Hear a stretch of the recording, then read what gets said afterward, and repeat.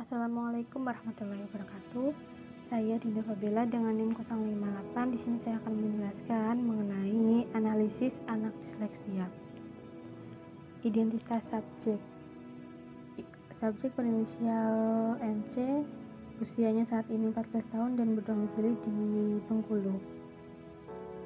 Yang pertama, saya akan menjelaskan mengenai latar belakang. Jadi subjek ini dikeluarkan dari sekolah dikarenakan tidak bisa mengikuti pembelajaran di sekolahnya.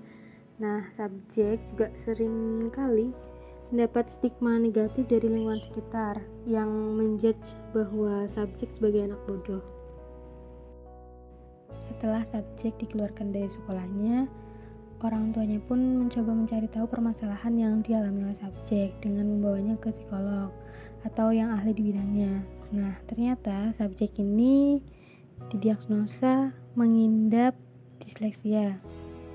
Disleksia ini merupakan sebuah gangguan dalam proses belajar kebahasaan anak yang ditandai dengan kesulitan dalam memahami kata atau kalimat, baik dalam menulis, membaca, maupun mengeja.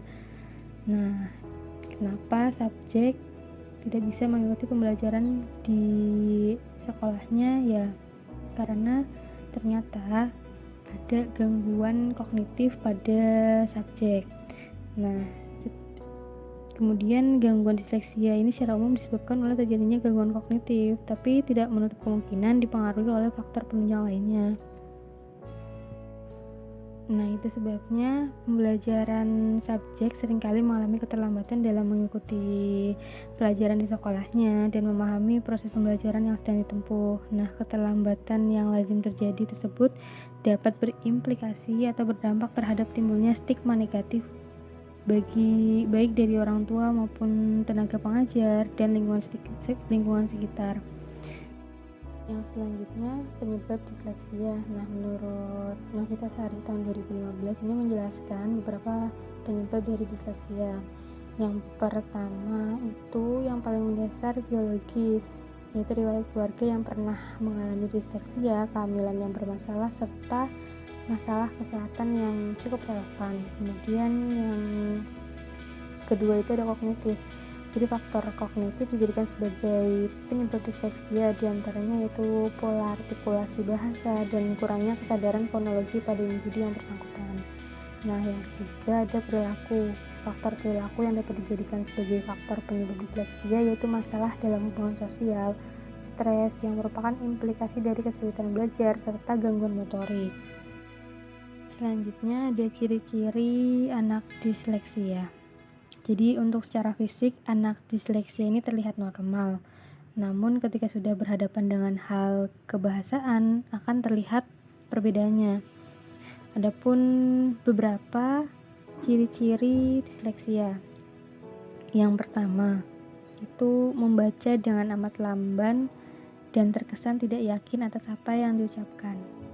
Nah, kemudian menggunakan jarinya untuk mengikuti pandangan mata dan beranjak dari satu teks ke teks berikutnya. Jadi dia mengeja atau membaca dengan bantuan jarinya.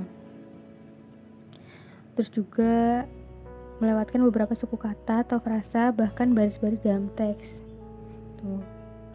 Ada juga menambahkan kata-kata atau frasa-frasa yang tidak ada dalam teks bacaan tersebut. Terus anak disleksia ini juga biasanya membolak-balik susunan huruf atau suku kata dengan memasukkan huruf-huruf lainnya. Nah, kemudian anak disleksia ini biasanya juga mengabaikan tanda baca pada teks. Nah, dijelaskan juga bahwa disleksia ini bukanlah gangguan yang mempengaruhi kecerdasan seseorang. Anak disleksia tidaklah bodoh, mereka hanya lambat dalam belajar yang menyebabkan mereka menjadi tertinggal dibanding teman-teman sebayanya. Kemudian kondisi mental mereka juga tidak terganggu. Tidak perlu orang tua sampai memasukkan anaknya ke sekolah luar biasa hanya karena mereka disleksia. Tapi beda cerita bila disleksia ini dibarengi dengan kebutuhan khusus. Begitu. Selanjutnya, sifat yang muncul pada diri subjek. Yang pertama, subjek memiliki tulisan tangan yang buruk yang berakibat pada permasalahan dalam menulis dan menyalin. Nah, Subjek juga sering membolak-balikan angka ataupun huruf. Kemudian subjek menghindar membaca dan lebih menyukai mendengar orang lain membacakannya. Nah, selanjutnya subjek juga kerap kali sulit berkonsentrasi dengan membaca berulang-ulang namun hanya berhasil mendapatkan sedikit pemahaman. Dalam kesehariannya, ternyata subjek ini anak yang ceria dan mampu berkomunikasi dengan orang sekitar. Tapi subjek ini kesulitan dalam membaca, menulis, dan mengeja. Nah, itu sebabnya subjek mengalami ketertinggalan pelajaran di sekolahnya dan sampai akhirnya subjek ini dikeluarkan oleh gurunya. Yang selanjutnya ada stigma negatif yang subjek alami. Nah, stigma negatif yang muncul tersebut tidak hanya berakibat pada semakin sulitnya subjek memahami pembelajaran, melainkan juga terhadap kondisi mental subjek. Nah, seringkali subjek ini diolok-olok oleh temannya dan dicap sebagai anak yang bodoh. Kemudian subjek juga menjadi pesimis terhadap dirinya sendiri. Ketidakpahaman mengenai disleksia ini dapat mengakibatkan munculnya hal-hal negatif baik dalam anak pengidap disleksia ataupun lingkungan sekitarnya.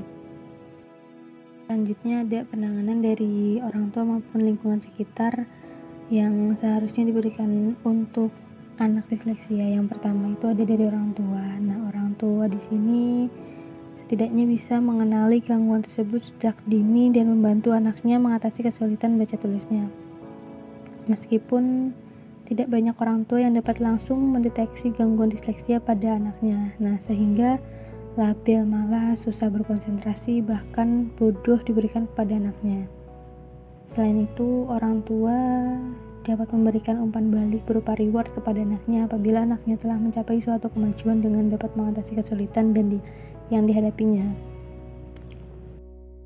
Selanjutnya ada dari pihak pendidik. Jadi, para pendidik ini ditekankan untuk bisa mengidentifikasi ketidakmampuan belajar sedini mungkin. Nah, sehingga anak dapat diberikan pendidikan alternatif dan dapat menjadi anak yang berprestasi pula di sekolahnya. Memang banyak anak-anak dengan disleksia dapat belajar dan dijadikan masuk di kelas reguler. Namun, mereka haruslah mendapatkan lingkungan yang baik dan mendukung. Dengan menyediakan pengajar yang mengerti dan ahli dapat memberikan intervensi dan juga bimbingan dalam proses pembelajaran anak disleksia. Nah, itu tadi pemaparan mengenai anak disleksia. Sekian dari saya, kurang lebihnya mohon maaf. Wassalamualaikum warahmatullahi wabarakatuh.